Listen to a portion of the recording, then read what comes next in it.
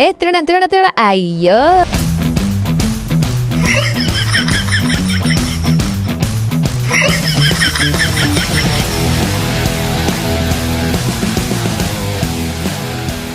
யார் பண்ணினே கெந்திங் மேடை ஏற கைபாலா லோரி மாதிரியே வர திருடானு கத்துனீங்க அவனை பிடிக்க போயிட்டு இருக்கேன். அவன் வீட்டுக்கே போய் சேர்ந்திருப்பான். பரவாயில்ல விடுப்பா. நான் பாஜகல இருந்து வரதை பார்த்துட்டு நகையை தான் எடுத்துட்டு வருவனும் நினைச்சுக்கிட்டு எடுத்துட்டு ஓடுது. அப்ப அதுக்கு நகை இல்லையா? நானே என்னோட நகை முழுங்கி போச்சுன்னு திருப்பி வைக்க வந்தேன். அது திருப்பி வைக்க முடியாதுன்னு சொல்லிட்டான். அந்த நகை சூறாவை தான் எடுத்துட்டு ஓடிட்டு இருக்கான். என்ன நகை சூறா எடுத்துட்டு ஓடுறான்னு அசாம் ஜாவா மாதிரி சொல்றீங்க? அதை வச்சுட்டு என்ன பண்ண போறான்? என்ன பண்ண போறானா?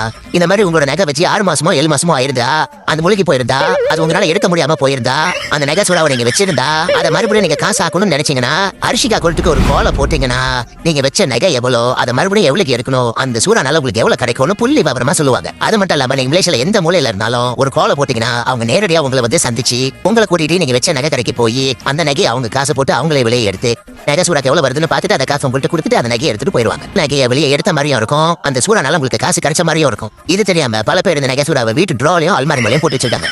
இப்ப கூட உங்க என்பேட்ல ஒரு 3 நாள் நகை சூறா இருக்கு போல. அது எப்படி உனக்கு தெரியும்? அது கத்தறது தான் வெளியே வரைக்கும் கேக்குது. சரி சரி, அந்த அரிசி கடை நம்பர் கொடுங்க. அரிசி கடையா? அது அரிசிகா கோல்டு. ஐயோ, எனக்கு இந்த மூக்குல சளி பிடிச்சிருக்கனால இந்த சைடு காது அடைச்சிருக்கேன். இன்னொரு தடவை மறுபடியும் எங்கிட்ட வந்து சொல்றீங்களா? அட செவுட்டு வாழ போலமே. கோல்டு கோல்டு அரிசிகா கோல்டு. யார பார்த்து ஓல்டுன்ற பாவக்க பச்சடி? ஐயோ, ஒரு செவுட்டு பாலா பழத்துக்கிட்ட மாட்டிக்கிட்டமே.